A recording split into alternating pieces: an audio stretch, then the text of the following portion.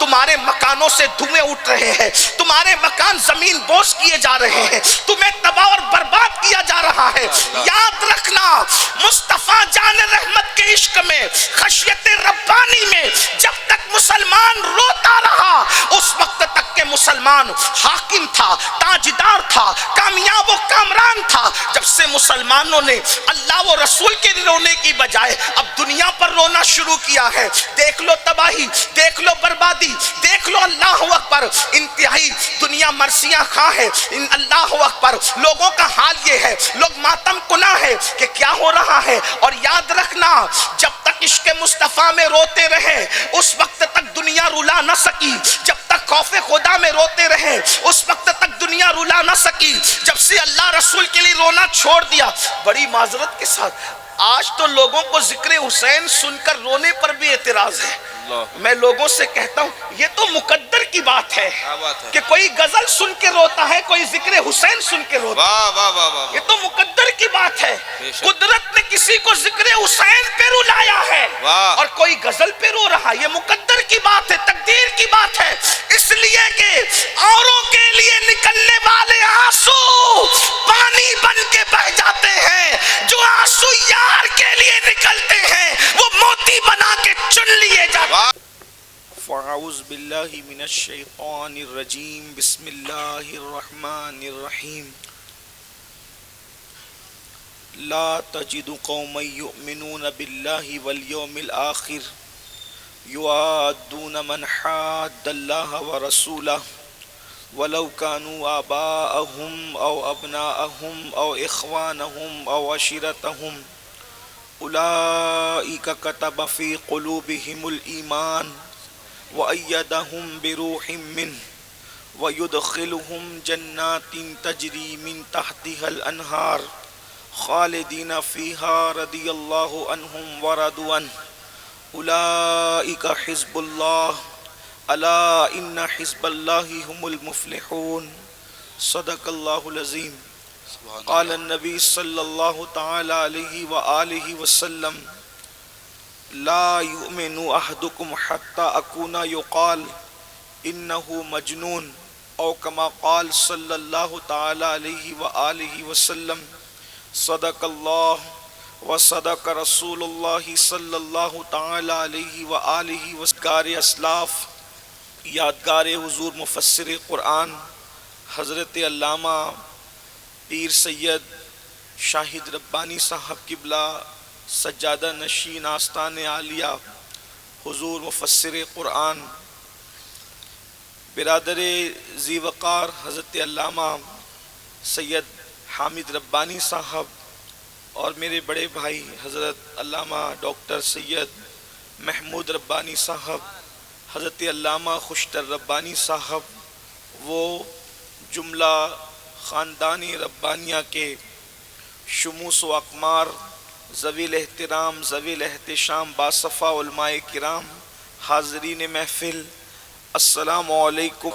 اگر آپ سب مل کر پڑھیں گے تو ہزاروں درود و سلام ایک ہی محفل میں بارگاہ رسالت میں کہوں کہ مالک و مولا کہوں تجھے، سبحان اللہ، سرور کہوں کہ مالک و مولا کہوں تجھے، باغ خلیل کا گل زیبا کہوں تجھے، سبحان اللہ، حرما نصیب ہوں تجھے امید گئے کہوں، جانے مراد کانے تمنا کہوں تجھے، اللہ رے تیرے جسم منور کی تابشیں، اے جانے جاں میں جانے تجلا کہوں تجھے، صبح وطن پہ شام غریباں کو دو شرف، بے کس نواز گے سو والا کہوں تجھے، مجرم ہوں اپنے عفو کا ساماں کروں شہاب، یعنی شفیع روز جزا کا کہوں تجھے، اور تیرے تو وصف عیب تناہی سے ہے بری، حیراں ہوں میرے شاہ میں کیا کیا کہوں تجھے، کہہ لے گی سب کچھ ان کے ثنا خاں کی خاموشی،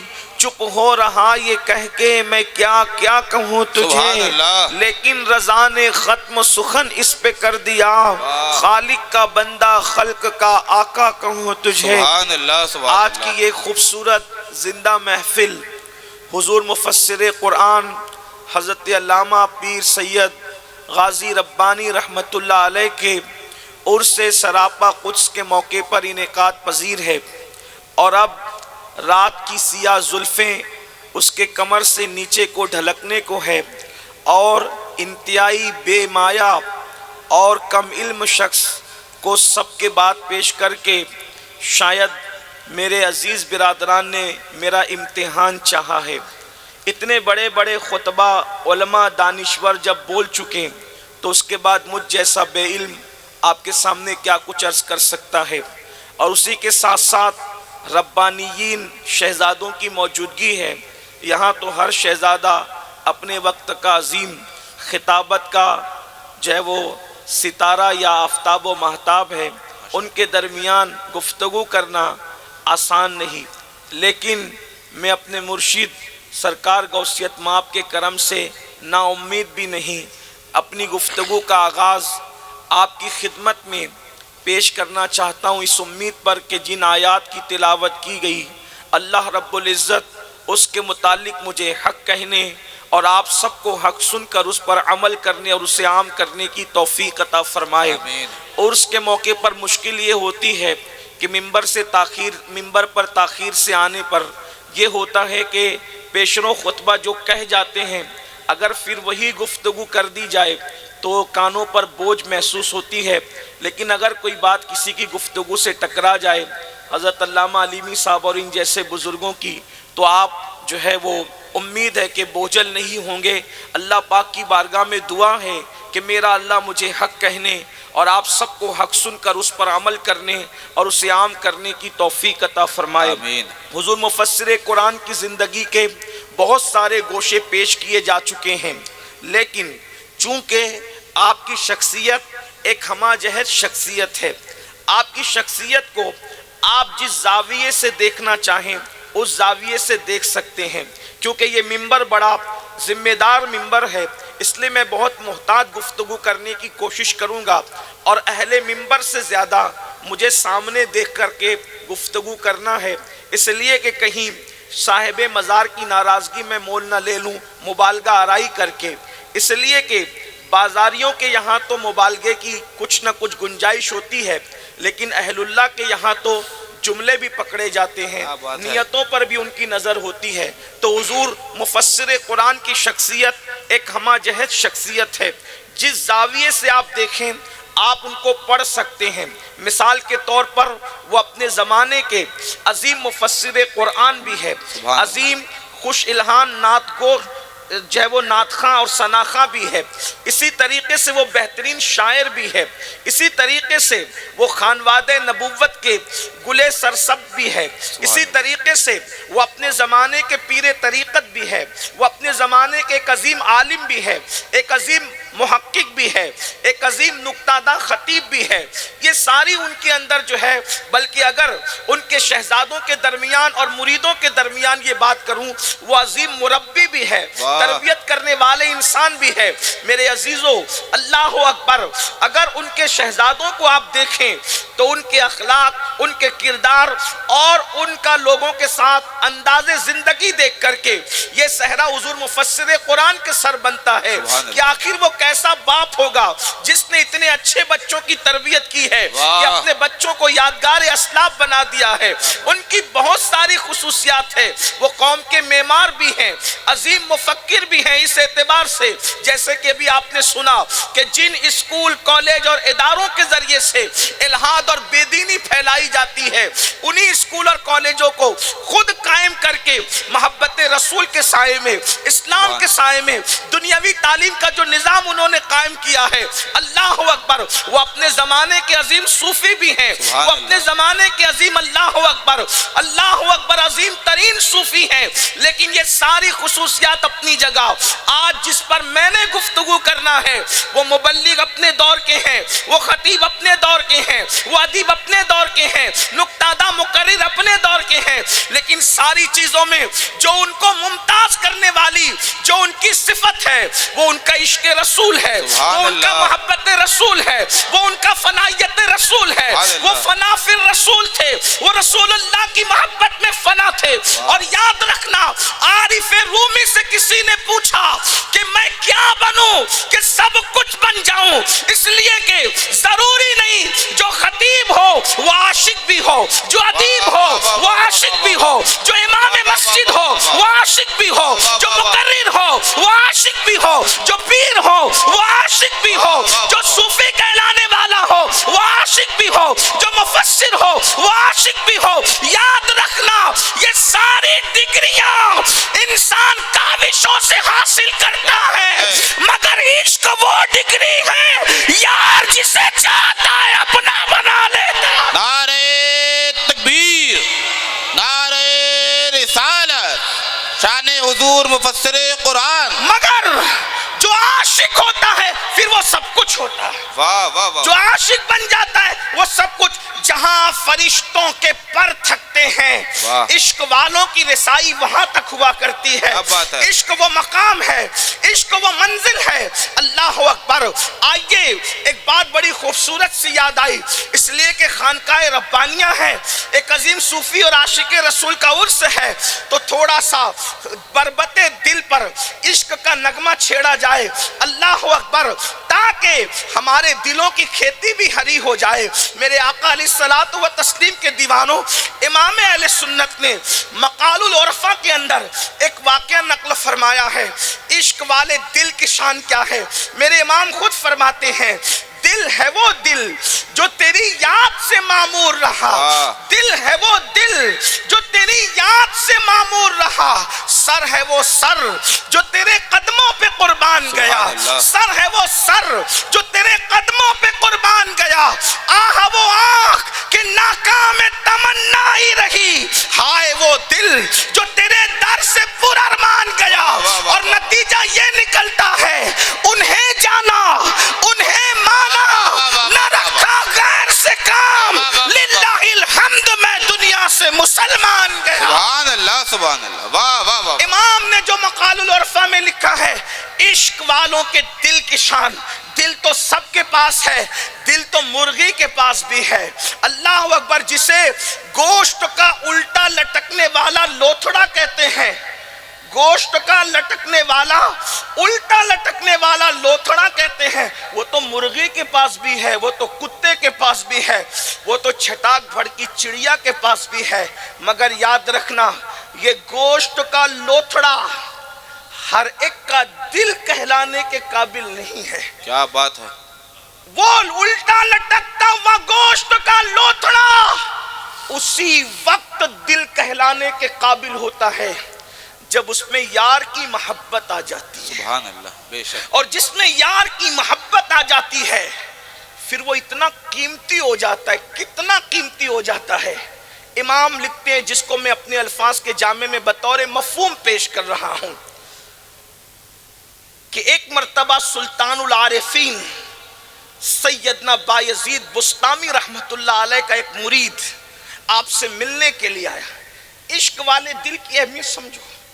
बांदा वालों, गिरदनवा से आने वालों, सरकार मुफस्सिर कुरान के मुरीदों, चाहने वालों, अगर आप उनकी सोहबत में बैठकर उन्हें एक मुश्त खाक का इंसान समझते हैं तो आपको पता होना चाहिए कि आप किस आशिक रसूल से वाबस्ता हैं। इसलिए कि अगर घटे तो फकत मुश्त खाक है इंसान, अगर घटे तो फकत मुश्त खाक है इंसान, और उसअते इतनी कि कायनात में समा न सके। सुभान अल्लाह। जब इंसान के दिल में दुनिया बसती है तो वो घट जाता है और मुश्त खाक कहलाता है, और जब वो आशिक बनता है तो इतनी उसअतें होती है कि फिर अर्श भी उसका मुतलाशी हो जाता है। वाह। उसअतें इतनी हो जाती है। इश्क वालों की शान क्या है, इश्क वालों का मकाम क्या है? तो इमाम लिखते हैं कि हुजूर सुल्तानुल आरिफीन बायजीद बुस्तामी रहमतुल्लाह अलैह अपने घुटनों पर खड़े होकर आसमान की तरफ देख रहे हैं और आंख से खून के आंसू निकल रहे हैं। खून के आंसू, खून के आंसू आपने सुना होगा, कभी देखा नहीं होगा, इसलिए कि खून रोने वाले अब नापैद हो गए। खून रोने वाले तो नापैद हुए अपनी जगह, अब तो पानी के आंसू रोने वालों को भी तलाश किया जा रहा है, तो वो भी नजर नहीं आते। क्या बात। हालात ये है कि अल्लाह अकबर, 500 की नोट गुम हो जाए तो लोगों को रोना आता है, अगर बच्चा मर जाए तो लोगों को रोना आता है, अगर नुकसान हो जाए तो लोगों को रोना आता है। लोगों को यार के लिए रोना कब आता, लोगों को महबूब के लिए रोना कब आता। अल्लाह अकबर।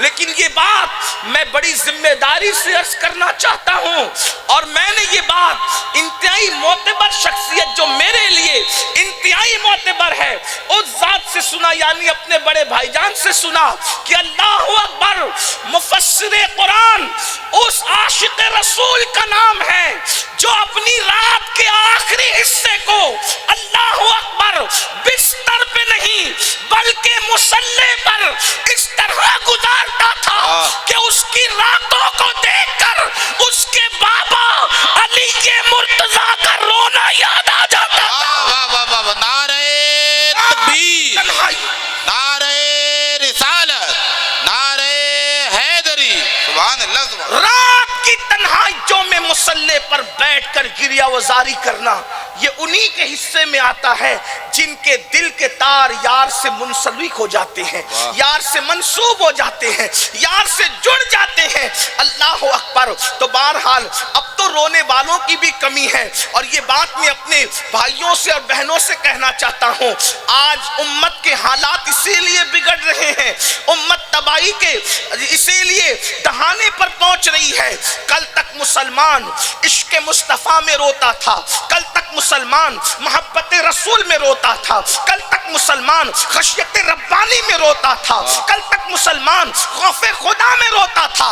जब से मुसलमान ने इश्क मुस्तफा में रोने की बजाय हीरो हीरोइन के जुदाई के मनाजिर को देखकर रोना शुरू कर दिया, गजलों को सुनकर रोना शुरू कर दिया, फिल्मी एक्टरों की जुदाई के मनाजिर को रोना शुरू कर दिया, तुम्हारे मकानों से धुएं उठ रहे हैं, तुम्हारे मकान जमीन बोझ किए जा रहे हैं, तुम्हें तबाह और बर्बाद किया जा रहा है। याद रखना, मुस्तफा जान रहमत के इश्क में, खशियत रब्बानी में जब तक मुसलमान रोता रहा उस वक्त तक के मुसलमान हाकिम था, ताजदार था, कामयाब और कामरान था। जब से मुसलमानों ने अल्लाह व रसूल के रोने की बजाय अब दुनिया पर रोना शुरू किया है, देख लो तबाही, देख लो बर्बादी, देख लो अल्लाह अकबर, इंतहाई दुनिया मरसियां खा है। अल्लाह अकबर, लोगों का हाल ये है, लोग मातम कुना है कि क्या हो रहा है। और याद रखना, जब तक इश्क मुस्तफा में रोते रहे उस वक्त तक दुनिया रुला न सकी,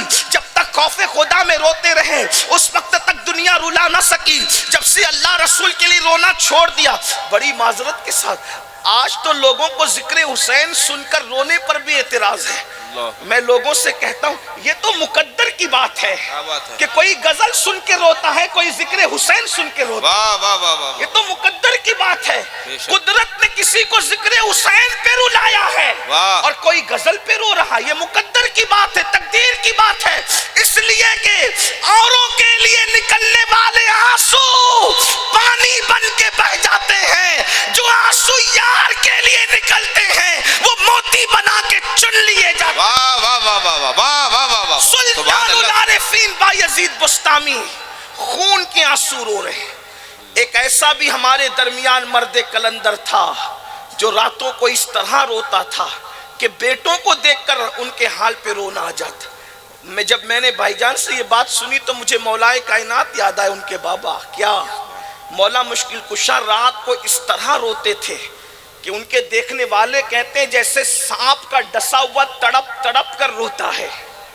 उस तरीके से मौला मुश्किल कुशा अल्लाह और रसूल की मोहब्बत में रोया करते थे। अल्लाह अल्लाह, काश कि ये चीज हमें नसीब हो। और याद रखना, इमामुल मुतकल्लिमीन अल्लामा नकी अली खां अलैहि रहमत व रिदवान लिखते हैं कि दुनिया का कोई वजीफा यार के लिए रोने के बराबर नहीं हो सकता। क्या बात। अल्लाह रसूल के लिए रोना वो इबादत है कि दुनिया की कोई इबादत इसका मुकाबला नहीं कर सकती। اور یہ قرب کی منزل کے لیے ایک عظیم اللہ اکبر گویا کہ بہت با کرنٹ زینہ ہے، جو اسے یہ نصیب ہو جاتا ہے پھر اسے سب نصیب ہو جاتا ہے۔ تو سلطان العارفین خون کے آنسو رو رہے تھے، گھٹنوں کو زمین پہ رکھ کر۔ مرید نے دیکھا تو پوچھا سرکار آپ خون کے آنسو رو رہے ہیں؟ آپ نے فرمایا ہاں، 2 قدم پر میں عرش پر گیا تھا، 2 قدم۔ عشق والوں کی رفتار تو دیکھیں، لوگوں کو معراج مصطفیٰ ہضم نہیں ہوتی کہ حضور عرش پر کیسے گئے۔ ارے جنہیں عشق نصیب ہوا وہ بھی 2 قدم میں پہنچتے ہیں۔ واہ، عشق والوں کا مقام، اصل میں اہل عشق ناپید ہوئے۔ عشق پہ ہم نے تقریریں تو سنی لیکن عشق کا مزہ کب چکھا؟ اگر وقت ہوگا تو میں آگے اس کی تشریح کروں گا، اگر ٹائم رہا کہ عشق کسے کہتے ہیں، اور پھر آپ کے ہمارے جو اس وقت صاحب عرس ہیں ان کا مقام عشق کیا ہے۔ اللہ اکبر، تو آپ کو پتا چلے گا آپ کس کے عرس میں تشریف لائے ہیں۔ اللہ اللہ۔ تو سلطان العارفین فرماتے ہیں 2 قدم میں عرش پر گیا، اور جب عرش پر پہنچا تو میں نے عرش کو ایسے بے چین دیکھا جیسے پیاسا بھیڑیا جنگل میں پیاس کی وجہ سے بے چین اور بے قرار رہتا ہے۔ پیاسا بھیڑیا پیاس کی وجہ سے جنگل میں بے چین اور بے قرار رہتا ہے، تو میں نے عرش کو ایسے بے چین پایا۔ تو میں نے پوچھا اے عرش تو بے چین کیوں ہے؟ تیری بے چینی کی وجہ کیا ہے؟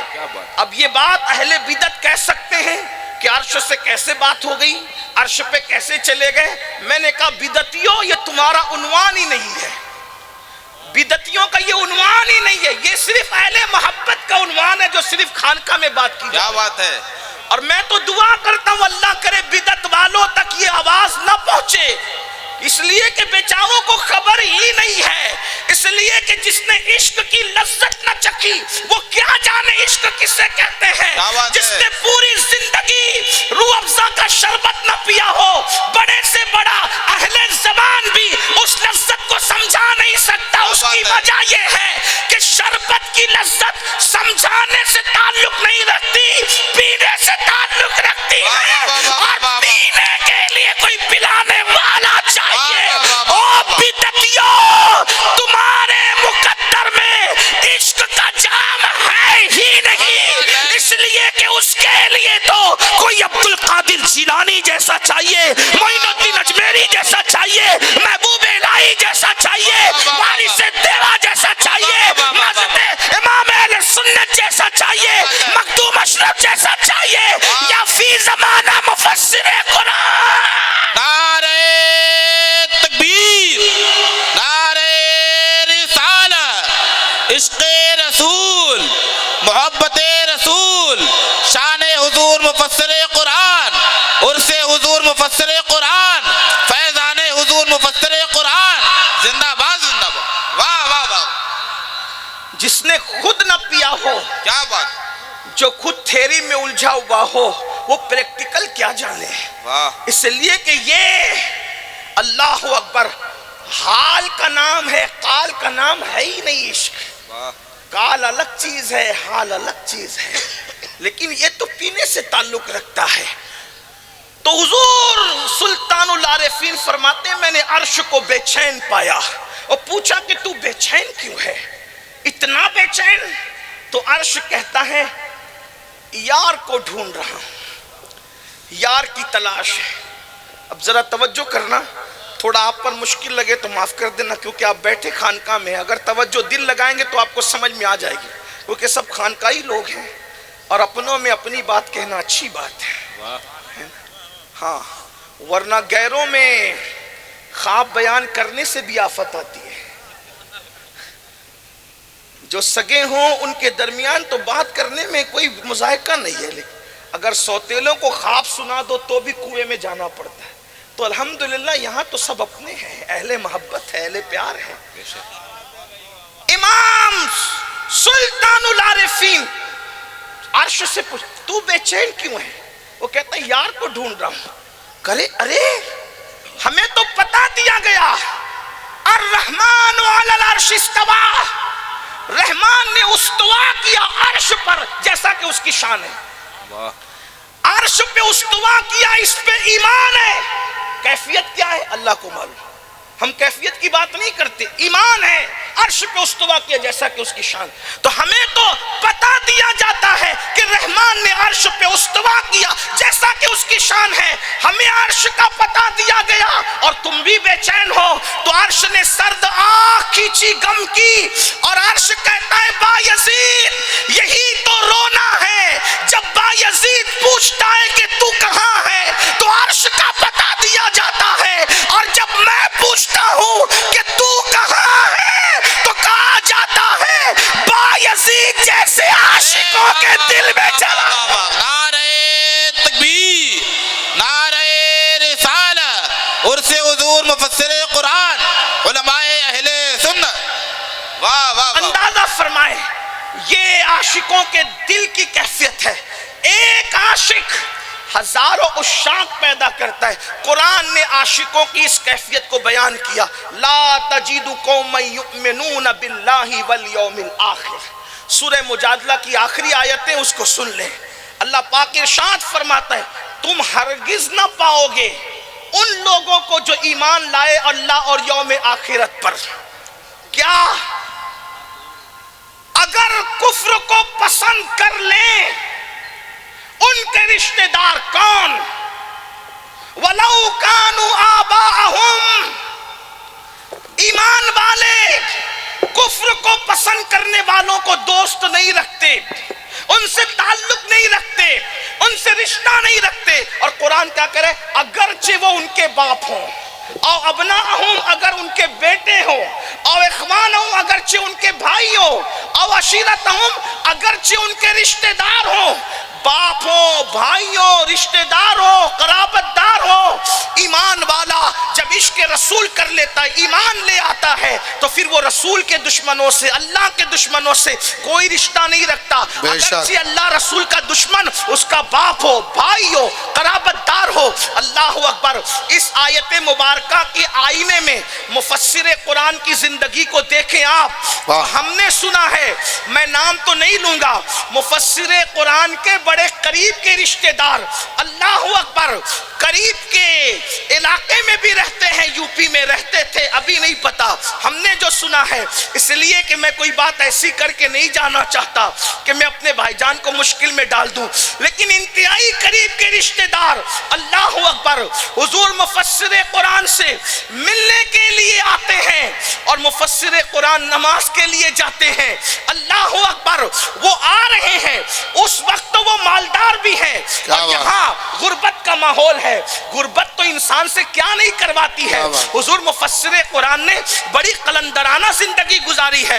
جس کو اپنے گھر کی تعمیر کی فکر نہیں تھی، جسے ملت کی تعمیر کی فکر تھی، لوگوں کے مال پہ نہیں مریدوں کے حال پہ نظر رکھتا تھا، جس نے مسجد کے حجروں میں بھی قیام کیا، جس نے چٹائی پر بھی سونا پسند کیا اللہ کے دین کے لیے. یاد رکھنا جن کے دل یار سے لگ جاتے ہیں پھر انہیں گدوں پہ سکون نہیں ملتا، پھر تو انہیں یار کی محبت میں سکون ملتا ہے.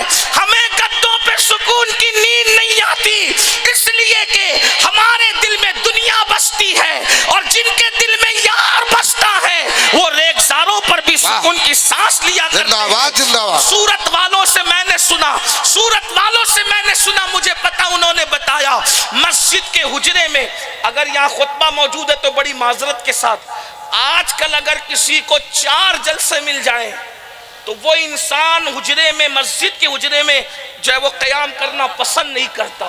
مجھے یہاں ٹھہراؤ گے، میں مسجد میں رکوں گا، میری یہ حیثیت ہے. کسی کا گھر نہیں، اگر کسی کے گھر میں بھی روکے تو پھر کسی کو ٹارگٹ نہیں کر رہا. اللہ کی قسم میں ٹارگٹ کر کے تقریر کرنے کو غیبت سمجھتا ہوں، اور غیبت زنا سے بھی بدتر ہے. جنرل بات کر رہا ہوں، کسی کو ٹارگٹ نہیں کر.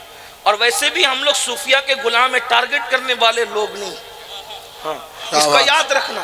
لیکن ایک جنرل سی بات ہے جو ہمارے کان تک آتی. مجھے اسی کے گھر میں رکایا جس کے یہاں پر تو کوئی انتظام ہی صحیح نہیں، کوئی کارپوریٹر محلے کا نہیں تھا، کوئی بڑا سیٹ نہیں تھا، وہاں نہیں روکا.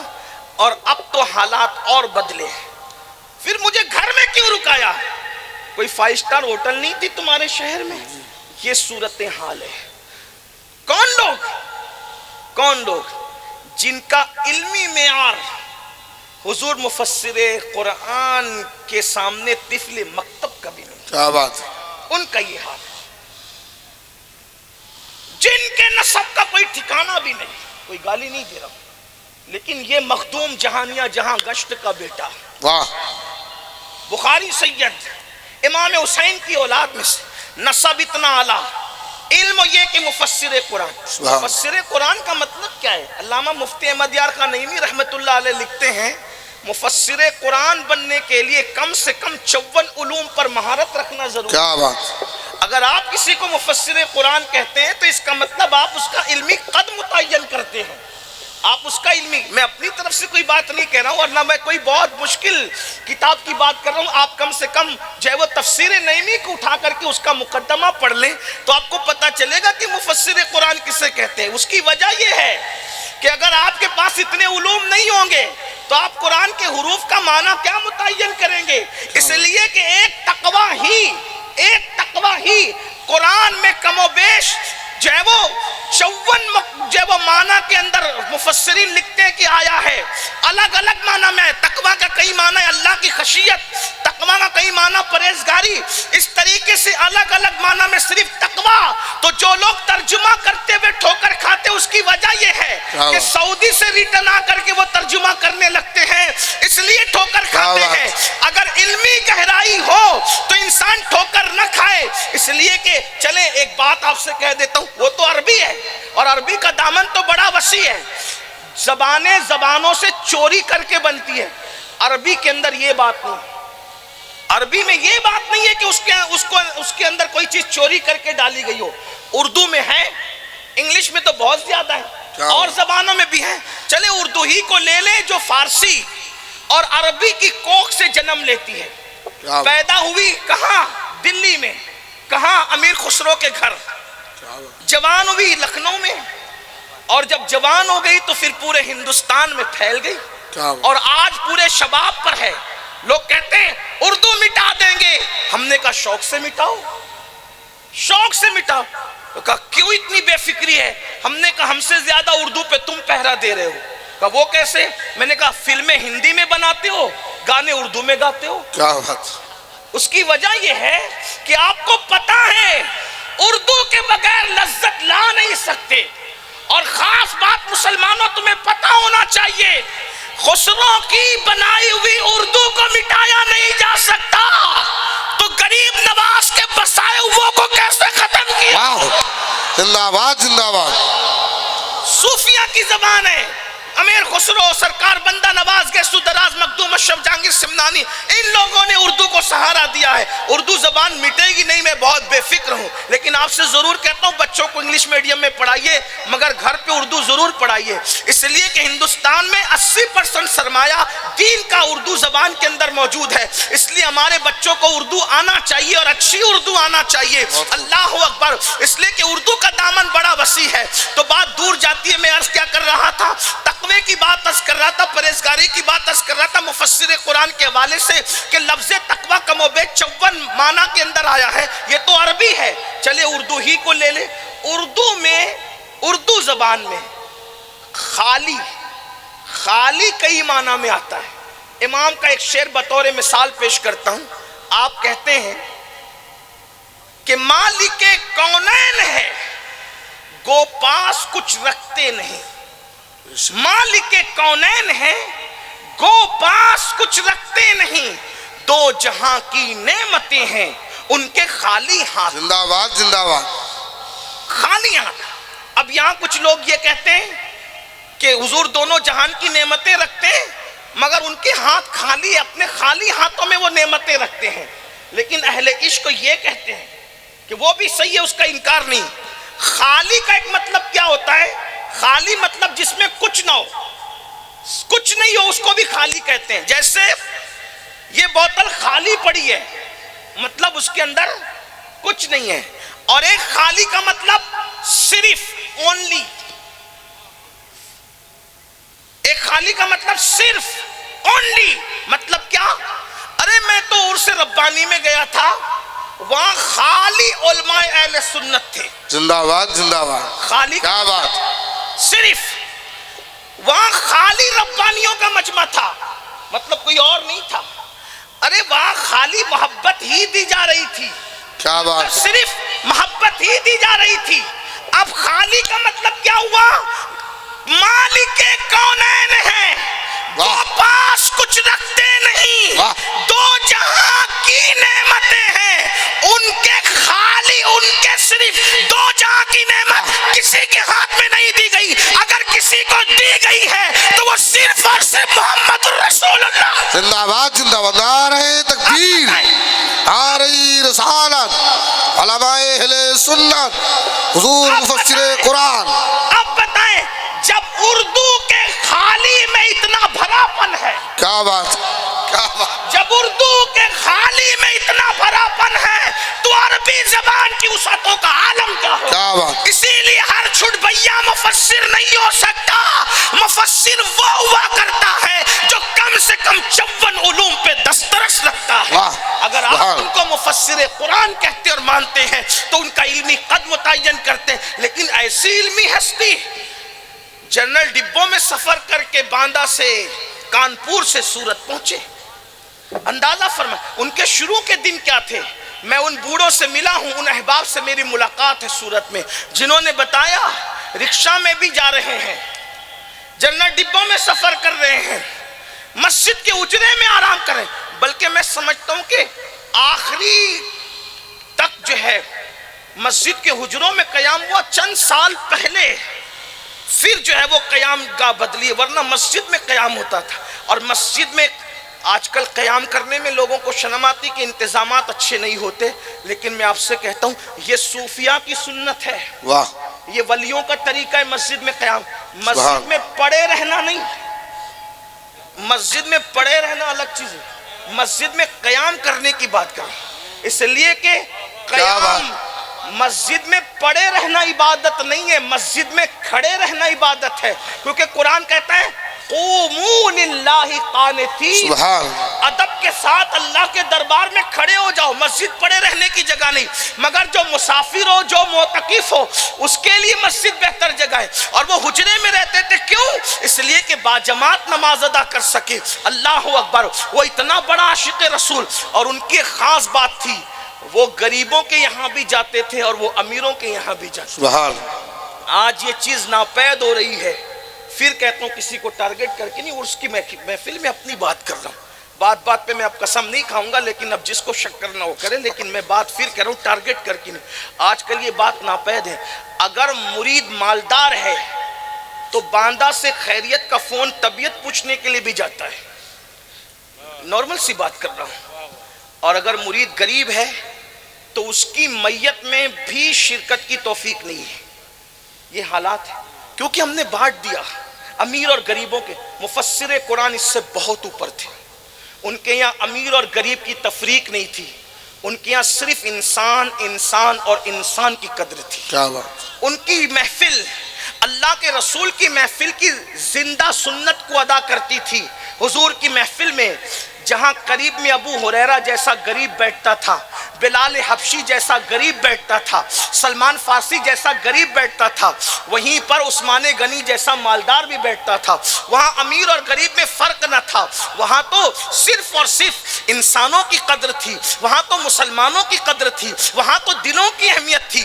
مفسر قرآن نے 14ویں صدی اور 15ویں صدی کے اندر اس سنت کو زندہ کر کے بتایا اور بتایا کہ مسلک، مریدین، مذہب امیر اور غریبوں میں تقسیم نہیں کیا جا سکتا، بلکہ جو پیار ہمیں مالداروں کو دینا ہے وہی غریبوں کو بھی دینا ہے. اس لیے کہ اگر صرف مالداروں کو پیار دو گے تو یہ مال کی پوجا اور مال کی عبادت ہوگی. راہ یار کے لیے کیا ہوگا؟ لیکن جو اللہ کے لیے محبت کرے گا اس کے لیے تو مالدار کی جو حیثیت ہے وہی غریب کی ہوگی، جو غریب کی وہ مالدار کی ہوگی. اللہ اکبر. ان کو اگر غریب بھی دعوت دیتا وہ وہاں بھی جاتے، امیر بھی دعوت دیتا وہاں بھی جاتے. تو یاد رکھنا، میں بات کی عرض کر رہا تھا، ایک مالدار رشتہ دار اور ان کا حال غربت کا.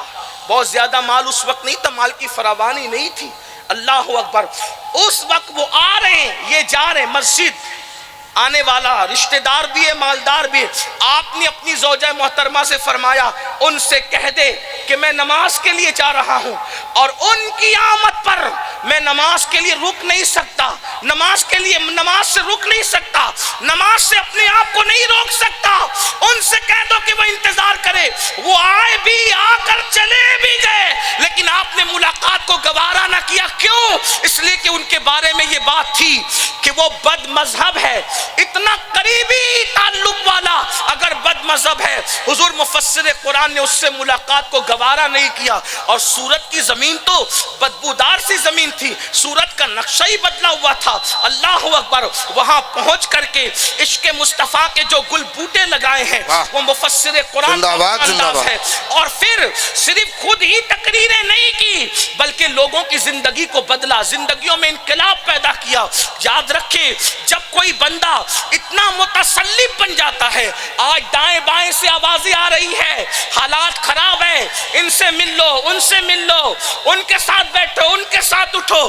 یاد رکھیے، حالات لوگوں کے لیے خراب ہیں جو دامن مصطفیٰ میں چھپنے والے ہیں، ان کے لیے محشر میں حالات خراب نہیں ہیں تو دنیا میں حالات کیسے خراب ہو سکتے ہیں؟ اللہ اکبر، استاد زمن کہتے ہیں ڈھونڈا ہی کرے صدر قیامت کے سپاہی، وہ کس کو ملے جو تیرے دامن میں چھپا ہو۔ ان کے دامن میں چھپنے والا جب فرشتوں کو نہیں مل سکتا تو دنیا کے دشمنوں کو کیسے مل سکتا؟ کیا بات، زندہ باد، زندہ باد۔ اس لیے ہمیں اپنے حالات کو بدلنا، ہم حالات بدلیں، اپنے آپ کو نہ بدلیں۔ حالات بدلیں گے، ضرور بدلیں گے، اپنے اندر تسلط پیدا کرو۔ اللہ اکبر، مفسر قرآن نے یہی کیا۔ اللہ اکبر، سورت کی سرزمین پر پہنچے اور مختصر محفلوں میں خطاب، ادھر خطاب، مولود کی محفل میں خطاب، اور لوگوں میں شعور بیدار کیا سنی اور غیر سنی کا۔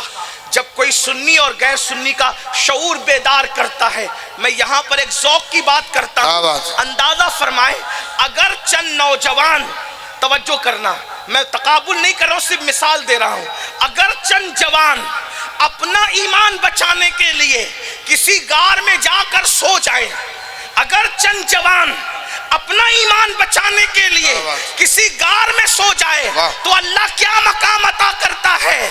اور جو جوانی سے لے کر بڑھاپے تک اللہ کے بندوں کا ایمان بچانے کے لیے اتنا لمبا لمبا سفر کرتا ہو، خدا اس کو کیا مقام عطا کرتا ہے۔ سبحان اللہ، سبحان، زندہ باد، زندہ باد۔ مفسر قرآن کے حوالے سے ہم یہ کہتے ہیں کہ مفسر قرآن حاضری والی شخصیت نہیں تھی، مفسر قرآن حضوری والی شخصیت۔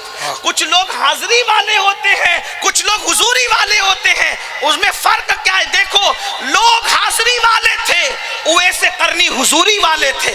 اندازہ فرمائیں فرق کیا ہے حاضری اور حضوری میں؟ جو حاضری والا ہوتا ہے وہ آتا بھی ہے اور جاتا بھی ہے، اور جو حضوری والا ہوتا ہے اس کا تو بستر یار کے دروازے پہ لگا ہوتا ہے، وہ جب تڑپ جاتا ہے تو یار کی آستین اس کے آنسوؤں کو خشک کرتی ہے، جب وہ بے چین ہو جاتا ہے تو یار کا ہاتھ اس کے سینے پہ تسلی کو دھرا رہتا ہے، اور اللہ اکبر، جب وہ دنیا سے جانے لگتا ہے تو یار سرہانے اس کی تسلی کے لیے آ جایا۔ سبحان اللہ، سبحان اللہ، سبحان اللہ۔ والی شخصیت تھے، ہم نے کیا جانا اپنے بزرگوں کو؟ ان کی محنتیں نصف صدی سے زائد پر محیط ہے۔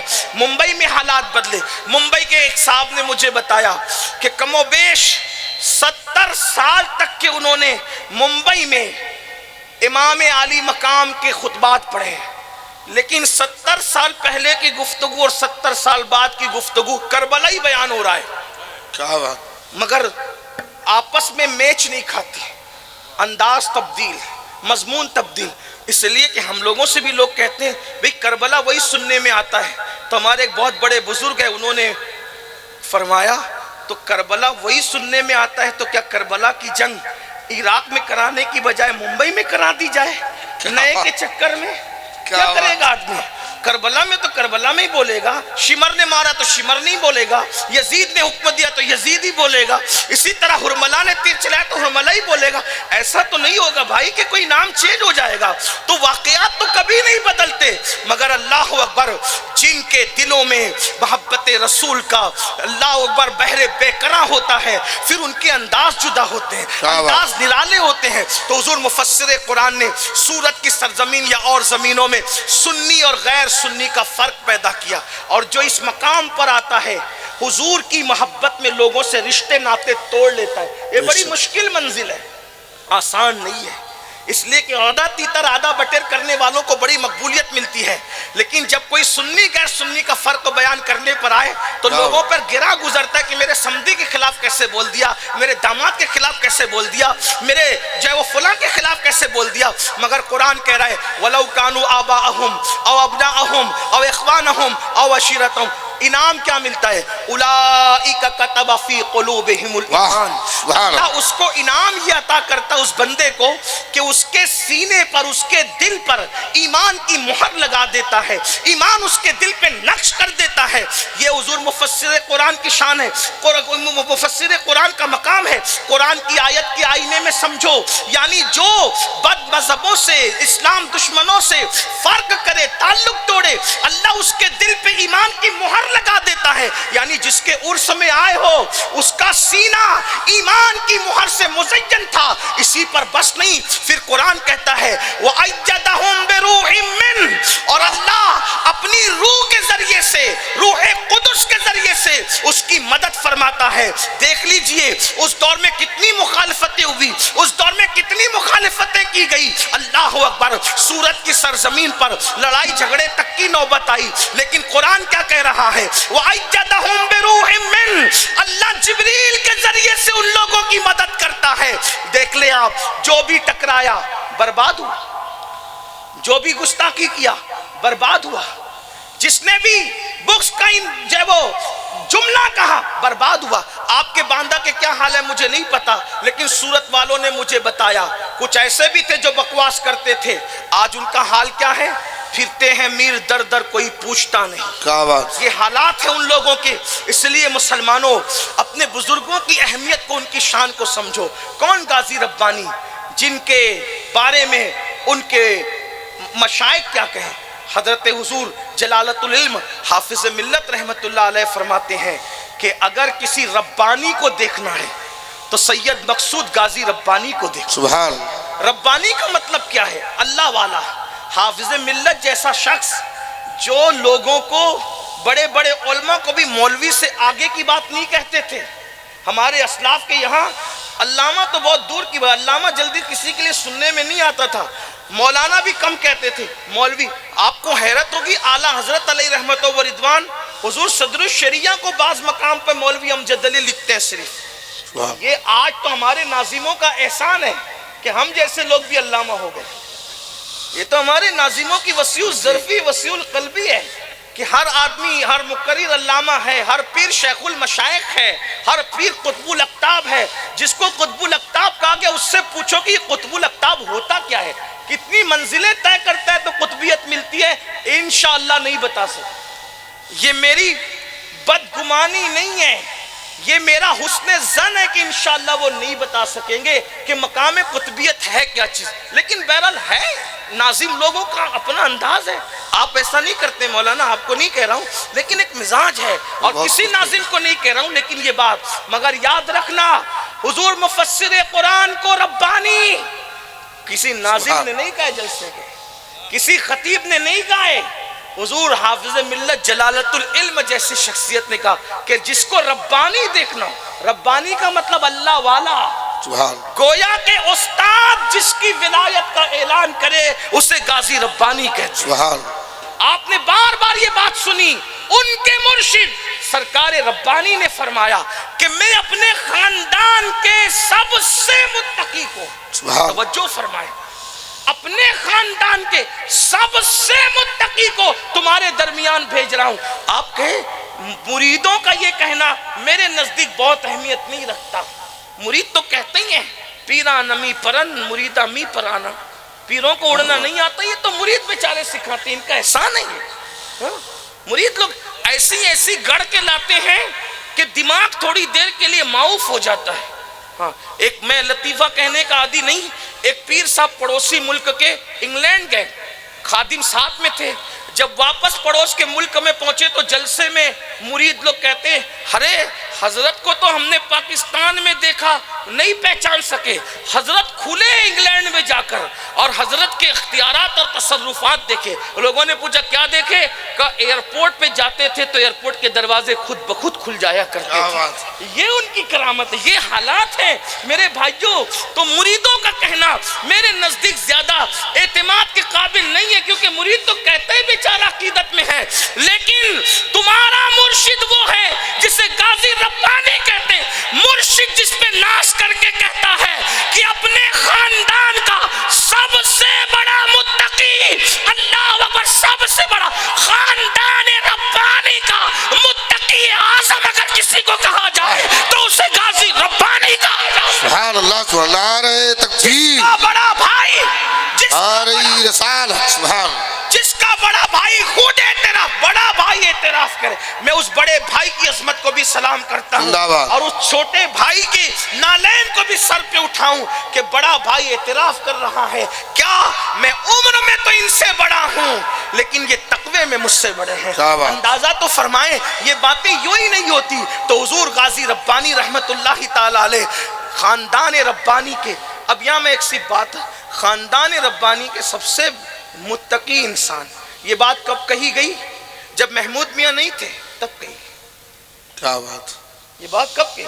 حمید بھائی جان نہیں تھے تب کہی, شاہد بھائی جان نہیں تھے تب کہی گئی. اب آپ سے پوچھتا ہوں, جب ان لوگوں کی پرہیزگاریوں کا یہ عالم ہے, توجہ فرمائے, ان لوگوں کی, میں اپنے بھائی جان کے متعلق صرف اتنا جانتا ہوں کہ جو عصر کی آج سے 4-5 سال پہلے تک جانتا تھا, ابھی کے حالات نہیں پتہ مجھے, آج کل رابطہ کم ہوتا ہے, لیکن آج سے 5-6 سال پہلے کی بات کہ جو عصر کی سفر میں سنت غیر موقعہ بھی نہیں چھوڑتا, وہ ان کا سب سے چھوٹا ہے. توجہ فرمائے, غور فرما رہے, وہ ان کا سب سے چھوٹا ہے جو سفر میں بھی عصر کی سنت غیر موقعہ کو ترک نہیں کرتا, وہ سب سے چھوٹا ہے. جب تو یہ تھے بھی نہیں, تو جب ان کے گھر کے چھوٹے کا یہ عالم ہے تو سرکار ربانی کے دور میں تو بڑے بڑے تھے نا, ان بڑوں کے درمیان سرکار ربانی نے فرمایا یہ میرے گھر کا سب سے, خاندان کا سب سے متقی انسان, سب سے زیادہ متقی انسان ہے. غور فرمائیں, اگر سرکار ربانی نے یہ بات کہی اور یقیناً کہی ہے تو سرکار ربانی صاحب کشف بزرگ کا نام ہے, صاحب ولایت انسان کا نام ہے, اللہ کے ولی کا نام ہے. اس کا مطلب وہ سرکار ربانی کی صرف جلوتیں نہیں دیکھ کر کہہ رہے تھے بلکہ خلوتیں بھی دیکھ کر کے کہہ رہے تھے, اور اللہ اکبر ان کی زندگی کے حالات کو دیکھ کر کہہ رہے تھے. ایسی شخصیت کے عرص میں ہم آئے ہیں, اللہ اکبر, راتوں کو جس کا رونا, تلاوت قرآن پڑھنا, وہ ایسی فنافر رسول شخصیت ہے, اللہ اکبر, جو بینائی کمزور ہونے کے بعد بھی قرآن پڑھتے تھے. لوگ سوچتے ہیں بینائی کمزور ہونے کے بعد قرآن میں دکھتا کیا ہے, بینائی کمزور ہونے کے بعد قرآن میں دکھتا کیا ہے. صوفیہ فرماتے امام عبد الوہاب شعرانی, جب قرآن زیادہ پڑھ لو, قرآن بہت پڑھ لو تو قرآن سے پڑھنے والے قاری کی دوستی ہو جاتی ہے, سبحان اللہ, اور پھر انسان اس منزل پر پہنچ جاتا ہے کہ قرآن اپنا مطلب پڑھنے والے قاری کو خود بتایا کرتا ہے کہ میرا مطلب یہ. آپ یہ کیا سمجھتے ہیں؟ اللہ اکبر, یہ شان ہوتی ہے اللہ والوں کی. یہی ایک کتاب ہے جو زندہ کتاب ہے, اپنا معنی خود بتاتی ہے. اسی لیے قرآن کا ایک معنی ہم کبھی متعین نہیں کر سکتے. ارے جب غالب اور اقبال کے اشعار کے اتنے معنی ہو سکتے ہیں, جب مخلوق کے کلام میں اتنے پہلو نکلتے ہیں, تو خالق کے کلام کی وسعتوں کا عالم کیا ہوگا.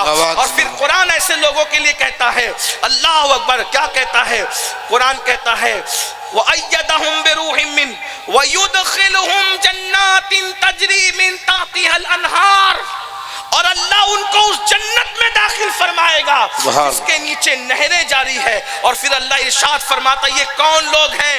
اولئک حزب اللہ, یہ الگ الگ لوگ نہیں ہیں, یہ ایک ایک لوگ نہیں ہیں, یہ سب اللہ کی جماعت ہے. جماعت, ان کو تنہا نہ سمجھنا, یہ اللہ کی جماعت ہے. اور پھر قرآن اعلان کرتا ہے الا ان حزب اللہ هم المفلحون, मुफ्लिहून, और अल्लाह ही की जमात कामयाब व कामरान है। इसका मतलब जिसके आस्ताने पर आए हो वो अल्लाह की जमात का शख्स है, जिसके आस्ताने पर आए हो, जिसके उर्स में आए हो, अल्लाह अकबर, कामयाबी का मुज़्दा कुरान अता फरमा रहा है।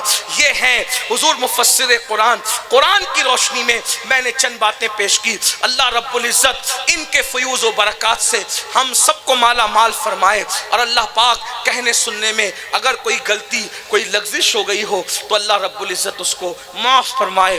अस्तग़फ़िरुल्लाह रब्बी इन्ना रब्बी लगफ़ूरुर रहीम व मा अलैना इल्लल बलाग। अस्सलामु अलैकुम व रहमतुल्लाहि व बरकातहू।